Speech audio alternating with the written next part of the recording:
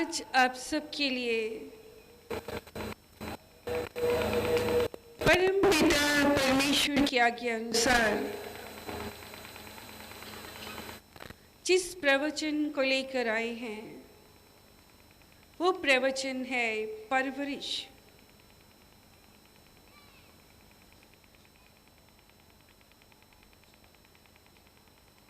ये सच है कि सृष्टिकर्ता ने सांसारिक जीवों को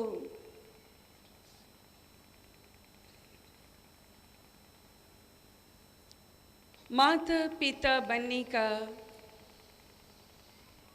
सौभाग्य और सुअवसर प्रदान किया।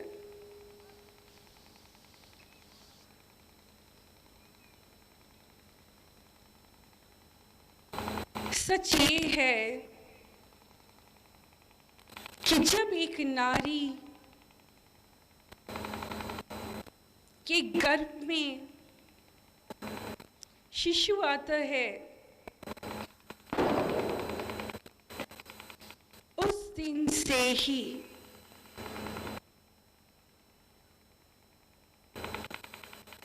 परवरिश की शुरुआत हो जाती।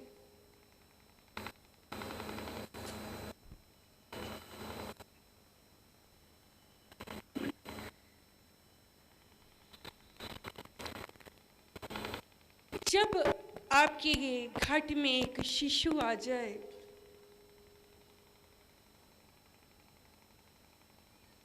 उस दिन से ही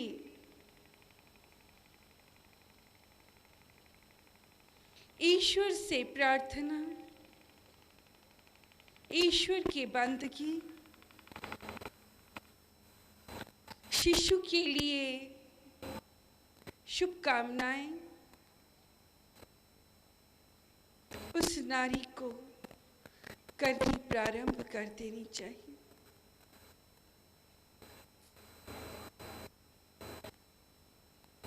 इतना ही नहीं, कहते हैं गर्भवती नारी को खुश रहना चाहिए।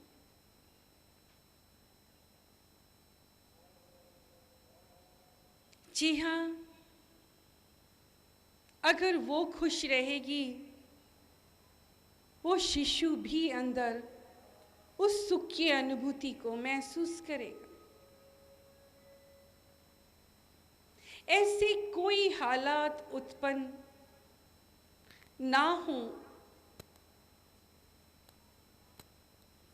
इसका प्रयास परिवार वालों को, घर वालों को और स्वयं उस नारी को भी करना चाहिए कि हर हालात में वो ईश्वर से जुड़ी रहे, ईश्वर से प्रार्थना करे, आने वाले शिशु के लिए सुख की कामना करे।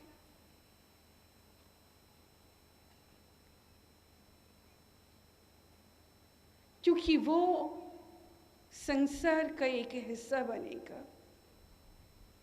बूंद बूंद से ही ये संसार बना है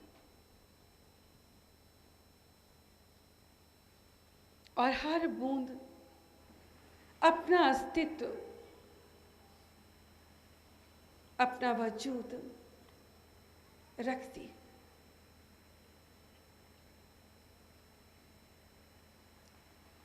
कहते हैं महाभारत में बहुत पहले ही लिख दिया गया कि अभिमन्यु ने मां के गर्भ में ही चक्रव्यूह की रचना करनी सीख ली थी। आज मेडिकल साइंस भी इस बात को मानती है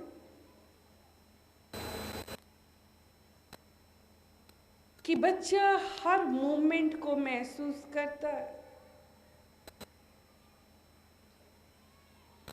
वो बहुत कुछ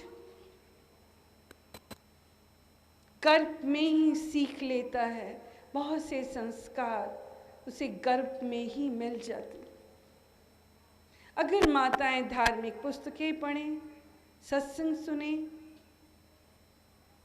सत्य का संग करें, ईश्वर का सिमरन करें, इसका प्रभाव बच्चे पर अच्छा पड़ता। वो माताएं जो ईश्वर का स्मरण नहीं करती, सांसारिक बातों में समय गुजारती हैं, परेशान होती हैं, दुखी होती हैं, उनका बच्चा भी वैसा ही चिड़चिड़ा, दुखी, उसी मिजाज का जन्म लेता। आप जैसी कथाएं सुनाएंगे, जैसी कथाएं पढ़ेंगे, बच्चा वैसा ही बनेगा। कहते हैं बच्चा जन्म के बाद सबसे पहले अपनी माँ की आवाज को पहचानता, फिर पिता की आवाज को और फिर परिवार वालों की, क्योंकि वो गर्भ में ही उन आवाजों को सुनता है, उसका अभ्यस्त हो चुका है। इसीलिए आसानी से वो परिवार के हर सदस्य की आवाज सुनकर मुस्कुराता है, रिस्पॉन्स देता है, पहचानता है। पर कोई अजनबी आ जाए, बालक उसे देखकर डरता है, भयभीत होता है, रोता है, उसके पास जाना उसे मंजूर नहीं। बच्चों, जब एक नारी और पुरुष माता पिता बन जाते हैं, उस दिन से ही उनकी जिम्मेदारियां बढ़ जाती हैं। उनका जीवन अपने बच्चे के लिए होता है। इस बात से इनकार नहीं कि माता पिता अपने बच्चों से प्रेम नहीं करते, पर अपने दायित्व को, अपनी जिम्मेदारी को वो कहाँ तक निभा पाते हैं, आज के विषय में आपको यही जाहिर करेंगे हम।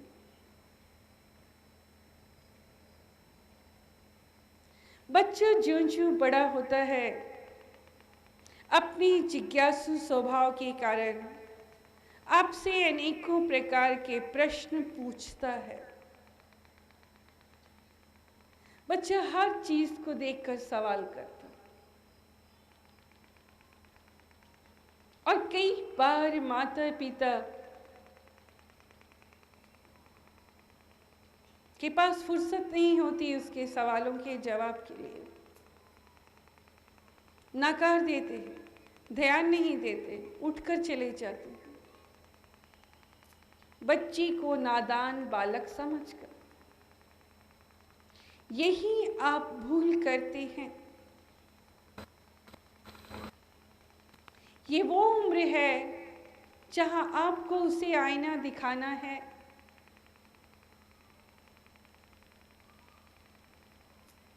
क्या गलत है, क्या सही है, क्या सच है, क्या झूठ है, उसे बताना।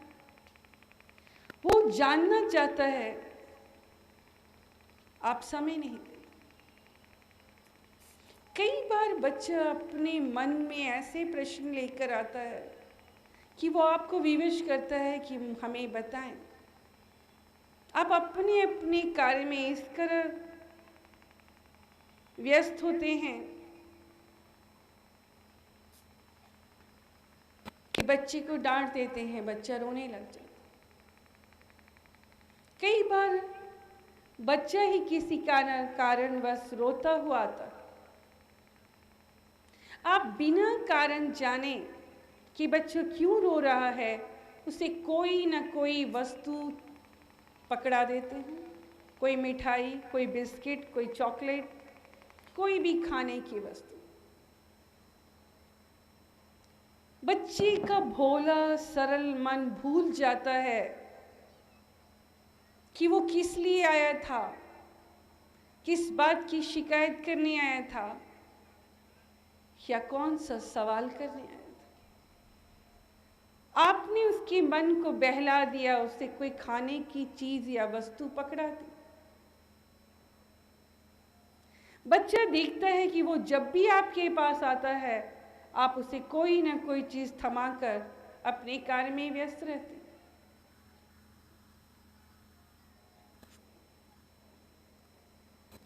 बच्चा कहीं मान लेता है कि ये आसान है। माता पिता से अगर कोई वस्तु लेनी है तो रोना उसका हल है। हम रो देंगे और माता पिता हमें पकड़ा देंगे।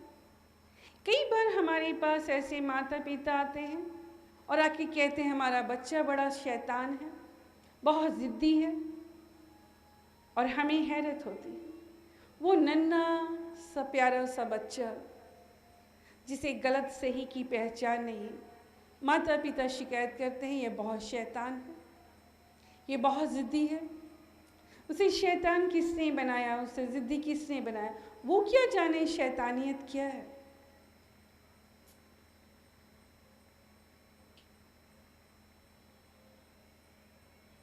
दरअसल आप ही उसे प्यार नहीं करते, उसे समय नहीं देते। इसके पीछे अनेकों कारण होते हैं। कुछ माताओं को अपने आप में इतना रुझान होता है कि वो अपने ख्याल में, अपने गॉसिप में, अपने कार्य में या पति से कोई टेंस है उसमें व्यस्त हैं और बच्चे की ओर वो ध्यान नहीं देती, लापरवाह रहती।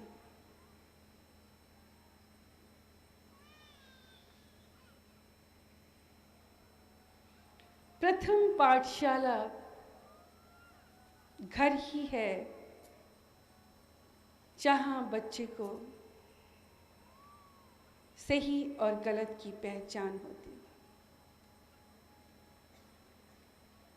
हकीकत ये है कि आप सभी को एक आदर्श माता पिता बनना बहुत ज़रूरी है। बच्ची को जो शिक्षा आप देना चाहते हैं स्वतः आपको वैसा बनना होगा। बच्ची को दर्शाइए, दिखाइए कि आपके घर के भी कुछ नियम है। आप प्रातः उठेंगे, पूजा करेंगे, सत्संग सुनेंगे, भजन सुनेंगे, मत्था टेकेंगे। बच्चा देख लेगा कि प्रातः उठकर ईश्वर को नमन करना जरूरी है। दुनिया में कोई सत्ता है जिसे हमारा सारा परिवार झुककर सलाम करता है, उसकी प्रार्थना करता है, तब हमारे घर की शुरुआत होती है।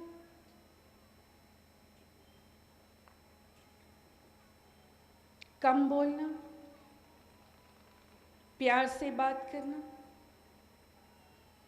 शिष्टाचार, अनुशासन, धीमा बोलना,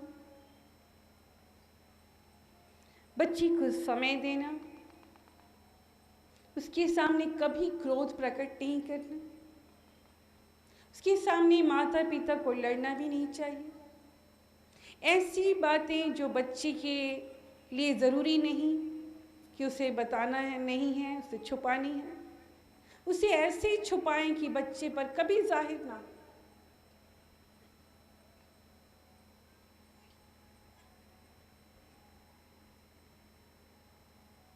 कैसी ही हालात और परिस्थितियां क्यों ना हो, बच्चे पर कभी जाहिर मत कीजिए कि आप परेशान हैं, आप दुखी हैं, आप किस हालात से गुजर रहे हैं। जब तक बच्चा नन्हा है उसे ना बताएं, मगर समय के साथ साथ ज्यों-ज्यों बच्चा बड़ा हो, बहुत ज़रूरी है कि आप जितनी समझ बच्चे में आ रही है, आप दुनिया का सच उस पर जाहिर करते चले जाए। अगर छुपाएंगे तो वो जान नहीं सके। एक अबोध बालक पर बोझा लाद देंगे कि संसार ऐसा है, तो उसका विकास नहीं होगा। इसलिए जरूरी है कि उसकी उम्र देखते हुए उसे धीरे धीरे संसार का आईना बताना भी जरूरी है।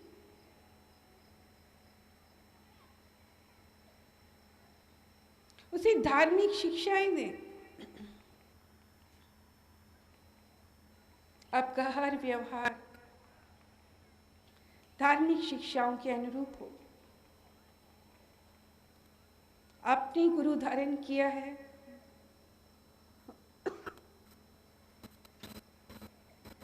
बच्चा भी जानेगा गुरु किसे कहते हैं और गुरु का होना कितना जरूरी है। जी हाँ, माता पिता बनकर बहुत से त्याग और कुर्बानियां आपको करनी होगी बच्चे की खुशी के लिए, बच्चे के सुंदर भविष्य के लिए, बच्चे की अच्छी परवरिश के लिए।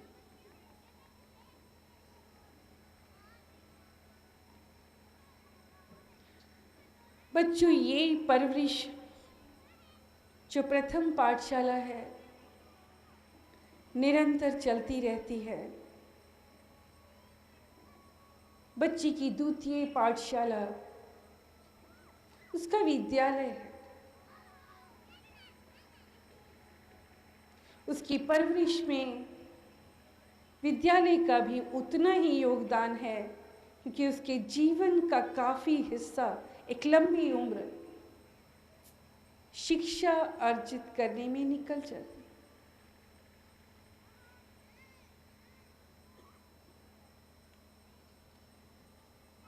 किंतु आज की शिक्षा में और पुरातन युग की शिक्षा में बहुत अंतर आ चुका।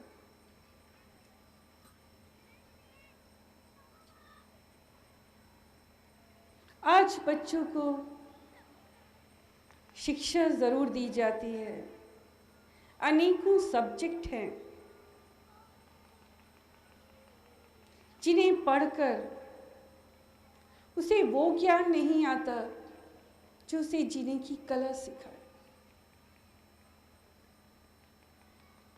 जीने की समझ दे। मर्यादित आचरण कैसे करना है ये बताए, बड़ों का आदर कैसे करना है ये बताए, दुख और संकट की घड़ी में कैसे जीना है ये बताए।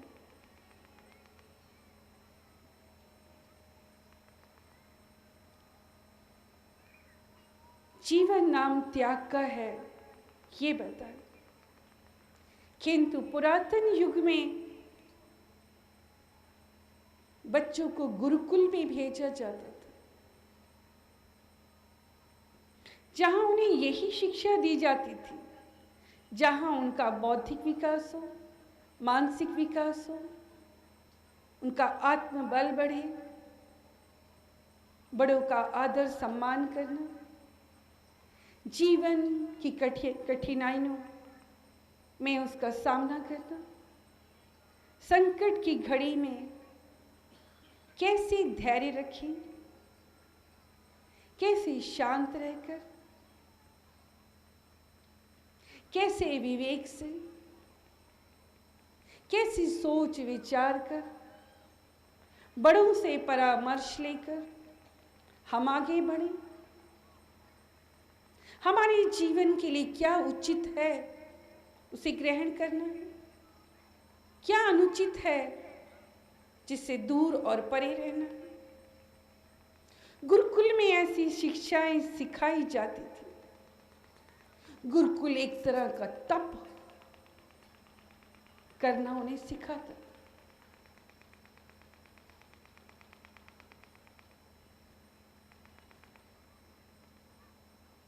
कम बोलना, उस सर्वशक्तिमान सर्वव्यापी सच्चिदानंद पर भरोसा करना, उसकी इबादत करना, अपने जीवन की हर सच्चाई को ग्रहण करने के लिए उससे प्रार्थना करना,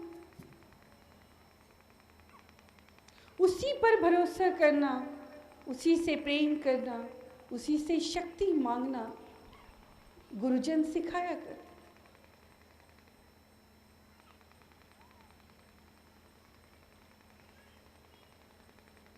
ऐसी शक्ति और बल भी देते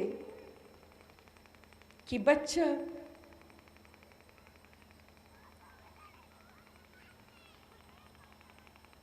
बहुत हिम्मत, बलवान, धैर्यवान, कुशल और कई प्रकार के कौशल शिक्षाएं भी उन्हें दी जाती थी। पुरातन युग में हमारी संस्कृति का उन्हें पाठ पढ़ाया जाता, बोध कराया जाता, सही मायने में जीने की कला क्या है, यही शिक्षा उन्हें गुरुकुल से प्राप्त होती थी। वो अपने गुरुजनों का, अपने बड़ों का आदर सम्मान करना सीख जाते। कठिन से कठिन परिस्थितियों में वो हारते नहीं थे। उन्हें गुरुजन सिखाते थे कि डट कर उसका मुकाबला करें। किंतु आज के विद्यार्थी जो गुरुकुल में नहीं, विद्यालय में जाते,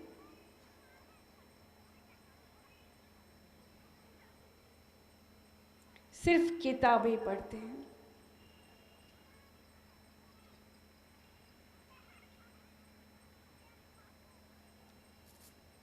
आज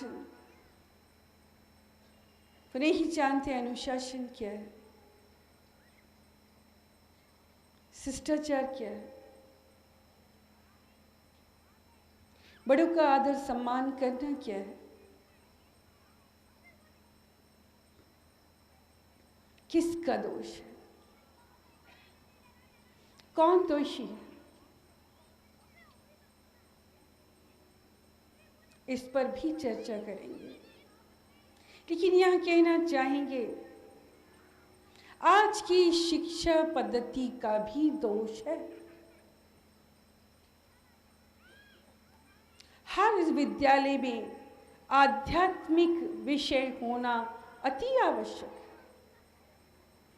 आध्यात्म ही आपके चरित्र का विकास करता है।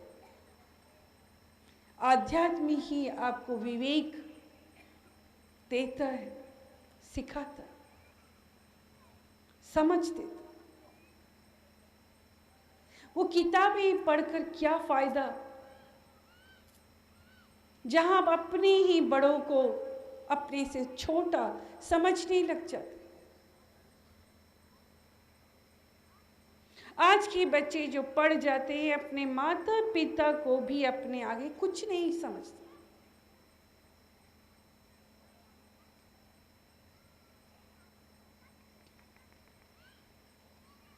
और कुछ बच्चे ऐसे भी हैं जो बहुत सेंटिमेंटल है, क्योंकि सबको बुद्धि समान नहीं मिली। ऐसे बच्चे भी हमारे पास आते हैं जिन्हें पढ़ाई से डर लगता है, जो कमज़ोर है, जिन्हें पनिशमेंट मिलती है, जिनका बौद्धिक विकास रुक जाता है। टीचर्स भी उन बच्चों को बढ़ावा देते हैं जो अच्छे मार्क्स लेकर आते हैं। आज एक होड़ है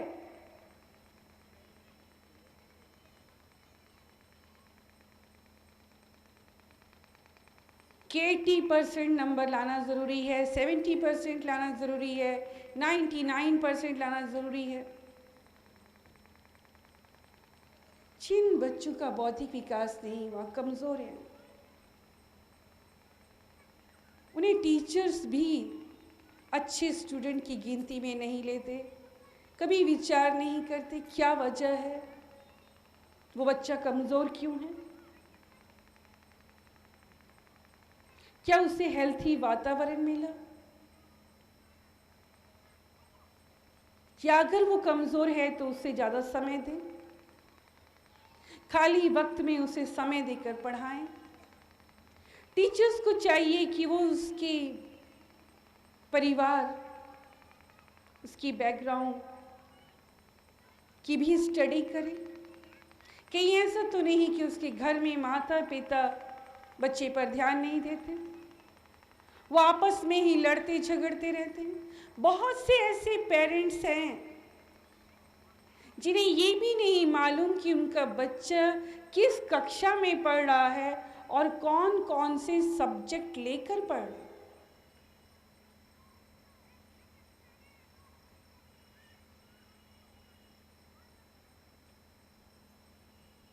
बच्चे इसके लिए दोषी हैं, माता पिता भी और टीचर्स। असली गुरु वो है जो कमजोर को सहारा दे, वो नहीं कि जो बच्चा पढ़ने में तेज है आप उसकी ओर ध्यान देते हैं, उसी से बात करते हैं, उससे खुश होकर मिलते हैं। ये स्वाभाविक है कि जिसमें गुण हैं वो आपको अच्छा लगता है, पर गुरु बनकर आपकी जिम्मेदारी उन बच्चों के लिए ज़्यादा बनती है जो कमज़ोर है। कारण जानिए, माता पिता से मिलिए और प्रयास करिए कि उन्हें हमें ऊपर उठाना। ये सिलसिला हम जारी रखेंगे कि प्रथम पाठशाला से क्या सीखता है, द्वितीय पाठशाला उसे क्या देती है, और अब आता है तृतीय पाठशाला।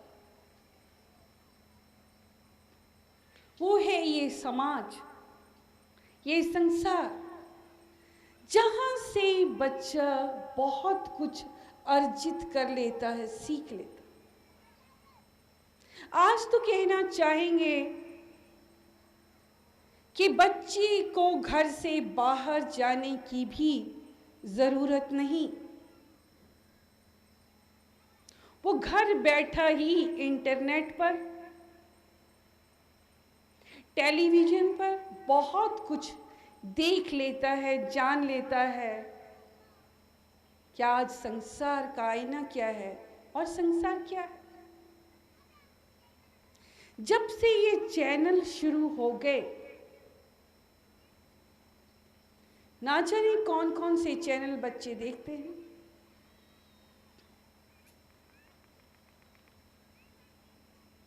डिस्कवरी चैनल रात जाग कर देखते हैं, एक्स चैनल, इंग्लिश चैनल कई आते हैं, जहां पाश्चात्य सभ्यता को देखकर आज वो वैसे ही बनते चले जा रहे हैं। इंटरनेट पर वो रात रात चैट करते हैं, बातें करते हैं और ना जाने कैसे कैसे संबंध, रिश्ते कायम कर लेते हैं।